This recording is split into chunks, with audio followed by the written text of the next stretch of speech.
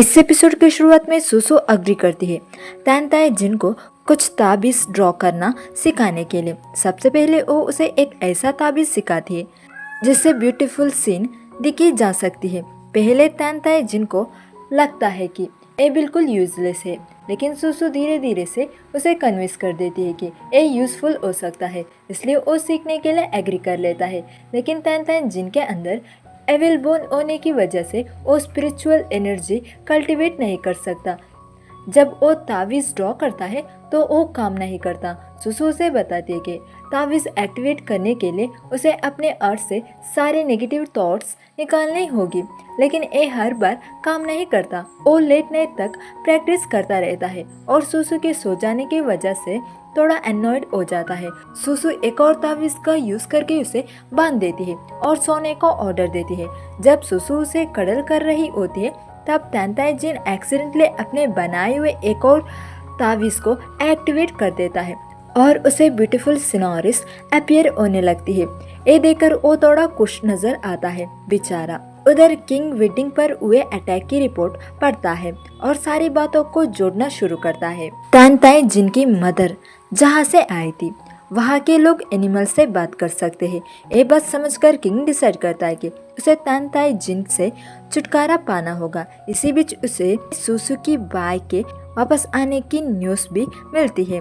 एक king you बहुत strict है, वो काफ़ी पोलाइट है और फैमिली में उसका अथॉरिटी भी काफ़ी है। जब उसे पता चलता है कि एजीयू यानी सुसु ब्रेकफास्ट के लिए अपने एल्डर को वेट करवा रही है तो वो उसे बुलाने चला जाता है, लेकिन वहाँ जाकर देखता है कि एजीयू अपने हस्बैंड के लैंप पर सो रही है।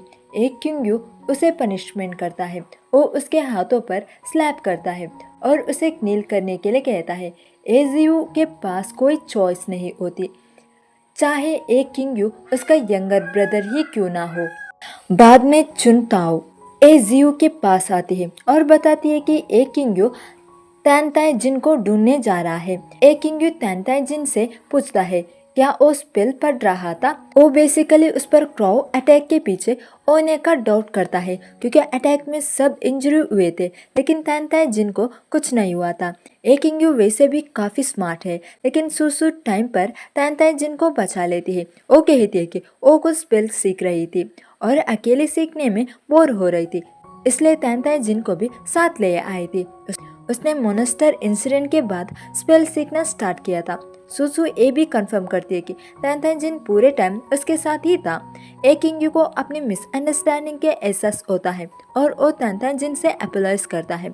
साथ ही कहता है कि अब से तैनताई जिन को बाकी फैमिली के साथ खाना करना चाहिए। तैनताई जिन की पावर खत्म हो चुकी होती है और उसे रिचार्ज करने के लिए किसी और मोनेस्टर की ज़रूरत है, लेकिन एजीयू हर जगह उसके साथ ही रहती है और उसका भाई भी तैनताई जिन पर सस्पिशियस है, इसलिए मोनेस्टर ढूंढना इतना इजी नहीं होगा। फिलहाल ये ज़्यादा इम्पोर्टेंट नहीं लग रहा था, लेकिन एजू का बड़ा भाई टाउन में एक लेडी के साथ गैम्बलिंग कर रहा होता है।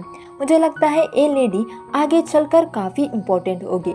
वैसे गैम्बलिंग की वजह से फैमिली के रेपुटेशन खराब करने के लिए उसका यंगर ब्रदर उसे पनिशमेंट करता है। सुसु तैनताई जिन को शॉपिंग के लिए बाहर ले जाती है। तैनताई जिन वहाँ किसी मोनेस्टर को ढूंढने की कोशिश करता है, लेकिन वो उसकी एनर्जी फील करने के बावजूद मोनेस्टर को लोकेट नहीं कर पाता। दूसरी नैनी भी तैनताई जिन को ढूंढ रही होती है, लेकिन जब वो एजीओ को उसके साथ देखती है तो उसके पास जाने की हिम्मत नहीं करती। शॉपिंग के दौरान उसकी मुलाकात एक किंग से होती है जो गैम्बलिंग हाउस वाली लेडी के साथ शॉपिंग कर रहा होता है। तब पता चलता है कि वो लेडी एक्चुअल एक डीमॉन है, इसलिए वो इतनी सस्पिशियस लग रही थी। सुसु तैनताई जिन के लिए वो वर्म क्लोथ खरीद लेती है जो उसने उसे प्रॉमिस किए थे।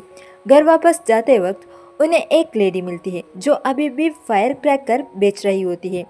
वो न्यू ईयर इवेंट घर जाकर अपने फैमिली के साथ स्पेंड करना चाहती है, इसलिए सुसु उसके सारे फायर क्रैकर्स खरीद लेती है ताकि वो जल्द घर जा सके।